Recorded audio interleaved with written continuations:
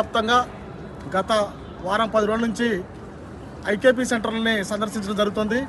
IKP సెంటర్లలో సందర్శించడం దాంట్లో ఎక్కడ చూసినా కూడా కొనుగోలు సరిగ్గా జరగట్లేదు. కేంద్రాలు ఓపెన్ చేసినని చెప్తున్నారు, కానీ అక్కడ కొనుగోలు జరగట్లేదు.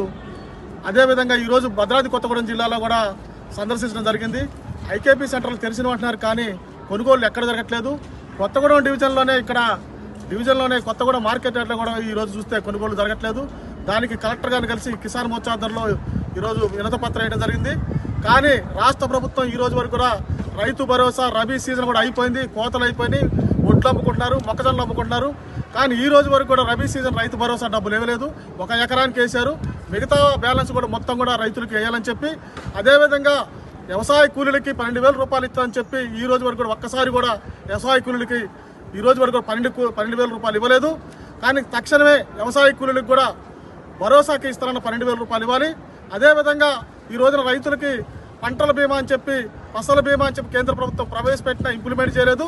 కానీ దానికి ప్రత్యామ్నాయంగా ఇంకా మంచిది ఏదైనా ఉన్నా కూడా ప్రవేశపెట్టమని చెప్పినా కూడా ఈ రోజు వరకు పంటల బీమా అమలు చేయట్లేదు. కావున తక్షణమే ఈరోజు ఎరువుల కొరత లేకుండా చూడాల్సిన బాధ్యత ఉంది.